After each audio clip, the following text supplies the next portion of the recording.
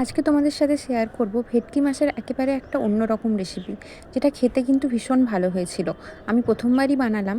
আমরা তো ভেটকি মাছের ভাপা, ভেটকি মাছের কালিয়া, আরও অনেকে অনেক রকমভাবে ভেটকি মাছ আমরা খেয়ে থাকি। ভেটকি মাছের ফুলকপি বড়ি দিয়ে ঝোলটাও খেতে কিন্তু ভীষণ ভালো লাগে।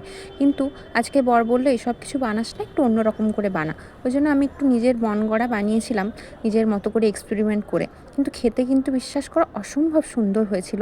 প্রথমে ভেটকি মাছগুলোর মধ্যে নুন আর হলুদ মাখিয়ে হালকা করে ভেজে নিয়েছিলাম। বেশি ভাজলে আবার ভেটকি মাছের টেস্টটা একেবারেই নষ্ট হয়ে যায়। এখন আমি একটা পেস্ট বানিয়ে নিচ্ছি। আদা, রসুন, পেঁয়াজ, কাঁচা লঙ্কা আর ওই 3-4টে মতো কাজু আর আলমন্ড দিয়ে একসাথে মিক্সিতে আমি বেটে নিয়েছিলাম। ওই মাছ ভাজা তেলের মধ্যে আমি দিয়ে দিয়েছিলাম গোটা জিরে, তারপর ওই পেস্টটা দিয়ে দিয়েছিলাম। যতক্ষণ না তেলটা উপরে ভেসে আসছিল ততক্ষণ কষিয়ে নিয়েছিলাম। তার মধ্যে দিয়েছিলাম পরিমাণ মতো নুন আর হলুদ। কিছুটা দইকে আমি ভালো করে ফেটিয়ে রেখেছিলাম। এবার ওই কষানো মশলাটার উপরে আমি দইটা দিয়ে দিলাম। বাস দইটা দেওয়ার পর একটু ভালো করে নাড়িয়ে চাড়িয়ে মাছগুলো দেওয়ার পর মাছগুলো দিয়ে একটু ভালো করে এদিক ওদিক করে উল্টে পাল্টে দিয়ে দিয়েছিলাম জল। মাছগুলো দেওয়ার পর লো ফ্লেমে আমি বেশ 10 মিনিট মতো রান্না করেছিলাম। আর নামানোর আগে গোলমরিচ আর গরম মশলা দিয়ে নামিয়েছিলাম। আর মিষ্টিও আমি তাতে দিয়েছিলাম, কারণ একটু মিষ্টি মিষ্টি খেতে ভালোই লাগে।